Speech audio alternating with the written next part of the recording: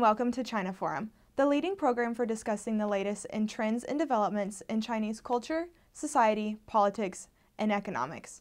Today we will be discussing China's recent aggression in the Asian region and its implications for China's neighbors. We are happy to welcome our expert today, Dr. Phillip Saunders. Dr. Saunders is director of the Center for Studies of Chinese Military Affairs at the National Defense University's Institute for National Strategic Studies, and served as Director of Studies for the Center of Strategic Research from 2010 to March 2012. Prior to this, Dr. Saunders worked at the Monterey Institute of International Studies, where he served as Director of the East Asia Non-Proliferation Program from 1999 to 2003. Dr. Saunders has also conducted research and consulted on East Asian security issues for Princeton University and the Council on Foreign Relations, and previously worked on Asia policy issues as an officer in the United States Air Force. Dr. Saunders is co-author of the Paradox of Power, Sino-American Strategic Restraint in the Era of Vulnerability, and editor of books on Chinese cruise missiles, China-Taiwan relations, the Chinese Navy, and the Chinese Air Force. Dr. Saunders, thank you so much for joining us today. It's a pleasure to be here. Thank you. So from 1998 to 2008, China really achieved remarkable success in improving its relations with its neighbors in Asia through a combination of economic cooperation, diplomatic outreach, and military restraint.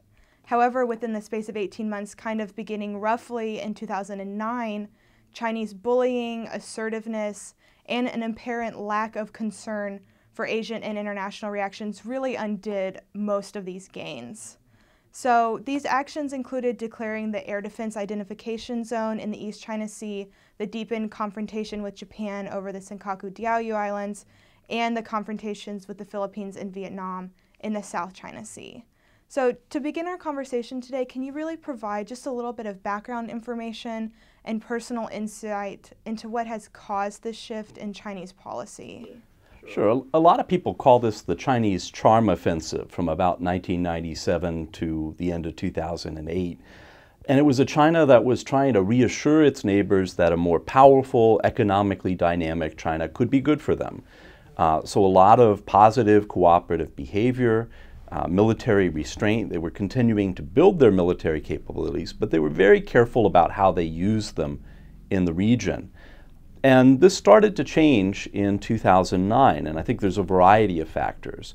One was the global financial crisis, which made the United States look a lot weaker than it had been in the past, and I think that removed a constraint on Chinese behavior. The second was something that happened almost by accident. There was the deadline for submission of claims to the UN Conference on the Law of the Sea in May of 2009.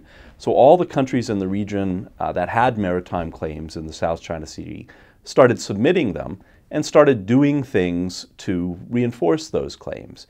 And for China, this looked like countries in the region were challenging Chinese claims. So it was a host of things. You had the Vietnam and the Philippines making a joint submission. You had the Malaysian Prime Minister going out and campaigning on one of the disputed islands. You had a dust-up over the Senkakus with Japan and the U.S. reinforcing that it was covered under the security treaty. All independent things happening. But I think in Beijing, this looked like a concerted challenge to China's maritime sovereignty claims. And so I think that's something that kind of provoked this, or pushed China into a more assertive response, one where they were less concerned about what their neighbors thought about them. Do you think that this really kind of came to a head maybe, I think it was September 2012, where the governor of Tokyo purchases the Senkaku Islands? Is that really when we see maybe like all of this stuff is building and then it just kind of explodes? That certainly is something that's had a big impact on China's relationship with Japan. I'd go back a little bit further. You saw a number of these things happening in 2009 and 2010, and Dai Bingguo, who was sort of China's foreign policy coordinator, trying to put China back in a more restrained policy. He issued a major policy speech where he talked about the importance of development and a peaceful environment for development, and I think was trying to steer China back on that path of reassurance. And something that happened was a Chinese fishing boat captain was sailing around the Diaoyu Senkaku Islands, disputed between China and Japan and Taiwan. And the Japanese Coast Guard came to intercept him. He rammed into the Coast Guard vessels. The Japanese arrested him and were holding him and planning to try him. So they seized the boat, they seized the captain, they seized the crew. And I think that was a thing that really got China spun up about the Senkaku Diaoyu Islands. Eventually, the Japanese let him go, and the incident was sort of forgotten until, as you mentioned, the Tokyo governor was trying to buy the islands, and the Japanese government stepped in to buy them on their own. And at that point, I think China decided this was a challenge to China's claims to the islands, and decided that it was going to react strongly to them. That's perhaps partly due to the fact that you had a new leader coming into power, not yet fully in power, Xi Jinping, but even before he was general secretary, he was already taking important positions responsible for policy on maritime issues. So I think that's one of the factors we have to try to parse out. How much of this is Xi Jinping? How much of it is a broader phenomenon in China? And I think in this case, it's both things, it's all things, reinforcing this tough policy toward Japan. And how much of it do you think is caused by President Obama's rebalance to Asia and maybe the perceived fear that the rebalance is aimed at containing China? Well, this is something you hear from China, and China's got a remarkably successful policy. They've never been at fault for anything. But everybody in the region will tell you a different story. So I think that's one of the issues here, is that the narratives in China and in the rest of Asia are very different. In China's narrative, they didn't change policy, they haven't become more assertive. It's other countries are doing things and China has to respond to them. Other countries are challenging China's territorial claims, and what's China to do? It's got to respond to that. So from China's point of view, that's how they interpret the rebalance. The rebalance is enabling smaller countries to challenge Chinese claims. It's encouraging them to be more assertive in responding. For the rest of the region, they see a China that has become more assertive in its claims, a China that's building up its naval capabilities, building up its Coast Guard capabilities, is patrolling all these waters, is arresting fishermen from other countries, and in the most recent activities, some of which you mentioned, is unilaterally declaring an air defense identification zone, is putting its drilling rig not too far off Vietnam's coast in disputed waters, and then protecting it with both Navy and Coast Guard ships. So the rest of the region sees a China that has changed, that is more assertive on maritime issues, whereas China sees itself as defensive and reactive. So that's a big difference in perspectives between the two countries, and that makes between China and the rest of the region. And that makes it kind of hard to have a rational conversation with the Chinese on this, because they say we're not doing anything different and we haven't done anything wrong. And it's hard to kind of push through that and have a more serious conversation. So this is maybe kind of guessing, but what we talked about, China, has this perspective that they're on the offensive, they're just reacting to what everybody else has done. Do you think the Chinese leadership actually believes this? Or is this just the position they've taken with, the media and propaganda? And I think it's more than just propaganda. In other words, it's more than just what China is telling external audiences. I think this is partly how issues are framed in China, that there's a self-perception of China as peaceful, and if somebody does want to push and expand China's control over the disputed territory, the way they do it is to frame the issue, well, Vietnam did something, and are you, the Chinese leadership, are you just going to sit back and take it, or are you going to do something about it? And now China has a lot more capability to do something about it, whether that's in the military realm, whether that's the result of their buildup of paramilitary forces, which are now integrated in a Coast Guard, whether that's the ability to use economic power. So for example, when they were mad at the Philippines, they stopped buying fruit from the Philippines and let it rot in transit. When they were mad at Japan over the Senkaku Islands in 2010, they announced they were cutting off rare earth exports to Japan. So China has more tools to employ. But I think it's partly they start believing their own rhetoric and propaganda, and it's partly the way the issues are framed and discussed. That it's not China being assertive or proactive, it's China responding. And you put that to a Chinese leader, are you going to sit back and take it and do nothing? And I think in a nationalistic policy environment, it's hard for a Chinese civilian leader to say, no, we're going to sit back and do nothing. We're not going to defend Chinese interests. So that leads right into my next question. We've talked about part of this is maybe something broader going on within China, maybe part of it is something with Xi Jinping, but how much of it is about the CCP's need to maintain this domestic legitimacy? I think that's a big part of it. I mean, how I think about the issue of legitimacy is there's two main sources, because nobody really believes in communism anymore inside China, and I think even inside the party. But one source of legitimacy is economic growth and rising living standards. And that's performance-based. If the economy is doing well and people are benefiting, they can see that and feel that the party and the leadership's doing a pretty good job. If the economy is slowing down or in trouble or having a financial crisis, which is not out of the question, well, then the leadership doesn't look so good. So economics performance is one piece, and the other is nationalism.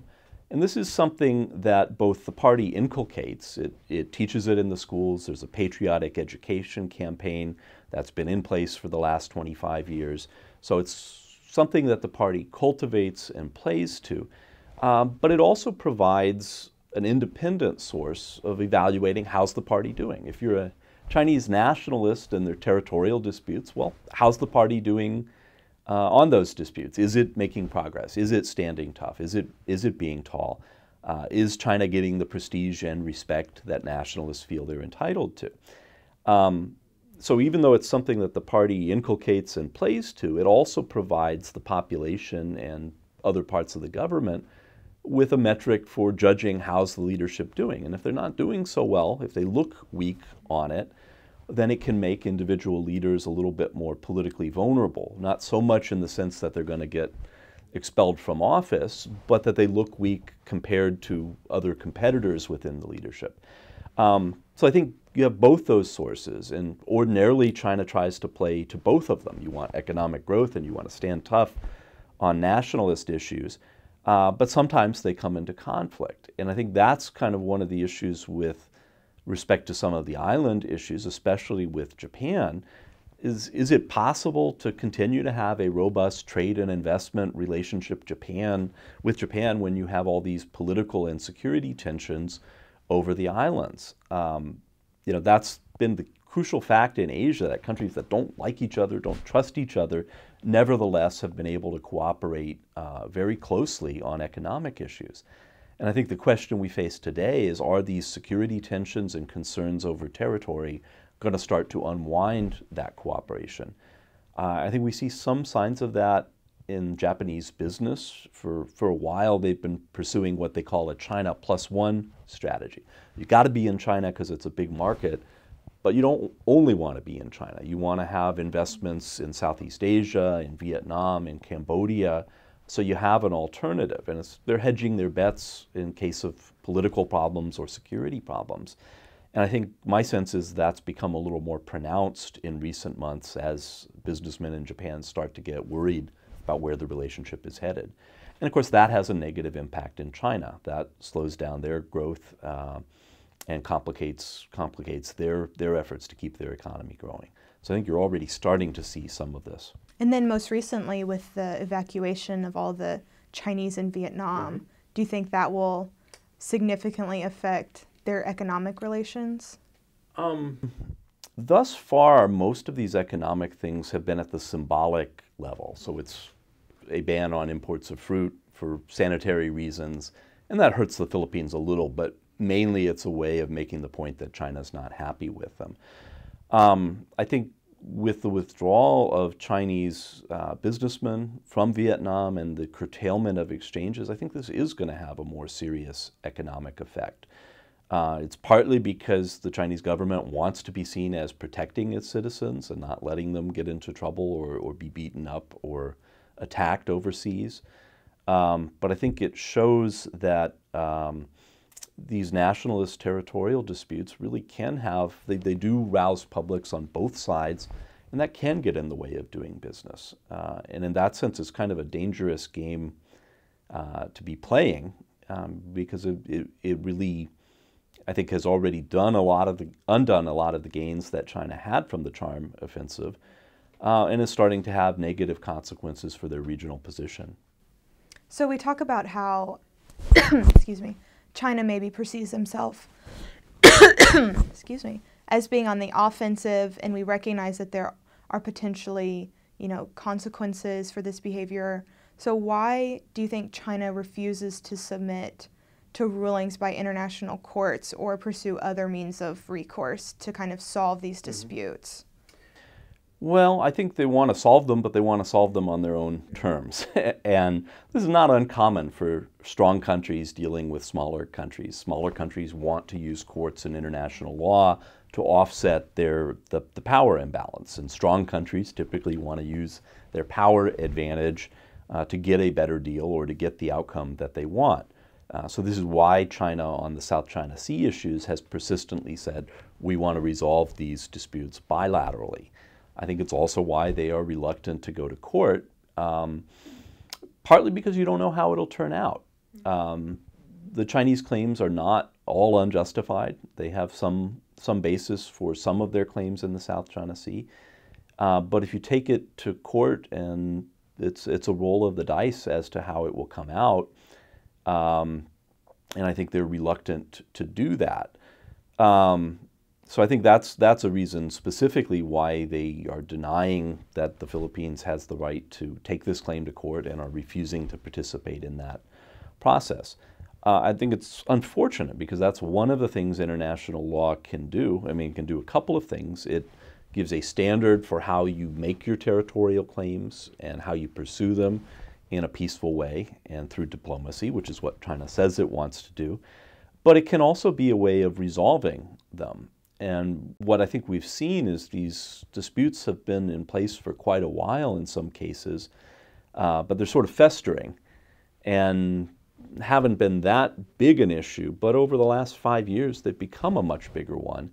And I think it's starting to have a negative impact for China's position in the region, for how other countries look at it. And as I said, starting to bleed over into the economic relationships. It's certainly true that other countries in the region that are concerned about China, and specifically on the territorial disputes, have become much more willing to cooperate with the U.S. in security terms, have strengthened their alliance connections with the United States. There's just a new agreement with the Philippines to give the U.S. base access. But even countries that are not U.S. formal treaty allies, countries like Malaysia and Vietnam, have been much more active in security dialogue and exercises and other things with the United States. That's partly a response to what China's doing. And does that kind of just fuel the cycle a little bit? China's fearful of maybe U.S. containment, and then he sees all their neighbors drawing closer to the United States, which makes them more nervous. Well, this is part of the problem with the Chinese narrative, is that we're not doing anything. China's defensive and peaceful, and it's other bad countries doing bad things to China. Is it denies this cause and effect relationship. It denies the feedback between China's actions and the regional responses. And I think that inhibits a more rational, more realistic strategic debate in China. Instead, what they do is they blame others, including the United States, for the rebalance, for all the negative things they're seeing, and they don't feel a need to change their behavior because of it. I think there actually is a strategy in China. They talk explicitly about wanting to balance the goals of maintaining regional stability and protecting national interests. And protecting national interests is code for protecting China's sovereignty and making progress on these territorial claims. And for you or I, we'd see this as contradictory, that how are you going to maintain stability if you're trying to take somebody's territory away? For China, I think they have a variety of tactics to try to do that. They try to keep the other claimants divided so you don't take on everybody at once. You try to use non-military means as much as possible, so you rely on the Coast Guard rather than the Navy. You try to deter other countries from challenging you. And this is one of the lessons, I think, over the last couple of years, specifically with the Scarborough Shoal case in the Philippines in 2012. The Philippine Navy arrested some Chinese fishermen for poaching. China sent in ships, and it became a crisis that escalated. The U.S. intervened to broker a withdrawal. And then the Chinese came back in and are still occupying the shoal today. So from their point of view, they taught a lesson that if you challenge China, you're going to be worse off, so don't do it, and are trying to deter such challenges. And they're also trying to get the U.S. to get its allies and partners to have a more restrained position on these things. At the end of the day, China feels it's the big dog in the region, and that everybody else is eventually going to have to come to terms with that and let China have its way on this dispute, on these various disputes. Other countries in the region are not willing to do that, and they have alternatives. So that's why I think we've seen these increased tensions in the region. What are some of those alternatives for smaller countries like Vietnam or the Philippines? Well, we see them pursuing a range of things. One of them is to try to build their own independent military capabilities. So Vietnam, for example, is purchasing advanced conventional submarines from Russia and has taken delivery on the first one of those. The Philippines has a very weak Navy, but they're trying to build up the capability a little bit. A second is to try to increase security cooperation with outside partners, and some of that is with the United States, but you also see countries reaching out to India, to Japan, and to others to gain some support to try to internationalize the issue a little bit. I think a third piece is to try to act together as much as possible. So Vietnam and the Philippines are trying to use ASEAN, the Association of Southeast Asian Nations, as a vehicle for a collective approach to China. Part of that, ASEAN has brokered the Declaration of Conduct of the parties in the South China Sea, which is a non-binding code of conduct, but they're trying to negotiate a binding one, which would set out stronger rules of behavior for everyone, including China. So I think those are some of the strategies that smaller states are using. And they're basically trying to make China pay a price for its more assertive policies. I think part of the problem is thus far China seems willing to pay that price. So we talk about 1997, 98 to 2008 as like the decade of the charm offensive, but this charm offensive isn't necessarily over. And we still see Xi Jinping and Li Keqiang, talking about good neighborliness and friendship with the Southeast Asian nations. When they make these speeches and these statements, do you think anybody believes them? Well, if it was just speeches, people wouldn't believe them. But some of those elements of the charm offensive policy are still in place. China is expanding its trade, its aid, and its investment in the region. It's helping build infrastructure projects in Southeast Asia. So it's doing a lot that does offer economic benefits for countries in the region, and countries want that. Everybody wants access to the China market. You want to participate in the regional economy, and therefore you're reluctant to let the relationship with China get too hostile. And so I think the charm offensive plays on that desire for continued economic relations and is delivering some concrete benefits. I don't think countries take China's assurances that its policies are all peaceful and win-win because they look at its behavior as well. And its behavior over the last 5 years is not based on principles like equality and diplomacy and resolving issues through dialogue. It's based on an awareness of China's power advantage, a willingness to use that to try to make progress on regional issues that they care about, a willingness to use military and paramilitary tools to reinforce their claims. So people are listening to what Chinese leaders say, and a lot of it is positive things, but they're also watching what China is doing, and that's a much less positive picture. And I think that's why countries in the region are so concerned and alarmed about what they're seeing. So for us, for the Western analysts, we kind of look at Chinese policy as maybe having this like bipolar nature. They have, this charm offensive talking about good diplomacy, and then obviously have this aggressiveness. But to the Chinese, is this contradictory? Well, I think it's important to remember both part of the Marxist legacy from Hegel is that contradictions are not necessarily a bad thing. It doesn't mean you can't do both these things. You have to manage it. And I think that also comes from a Chinese philosophy perspective that recognizes duality in things. So for China, a contradiction isn't that you have to make a choice between one thing or another. It's that there's a tension between their goals, and you have to manage this properly. And so as I've said, they're doing a number of things to try to reassure countries and maintain stability. And part of that is reaching out to the United States to try to stabilize the relationship.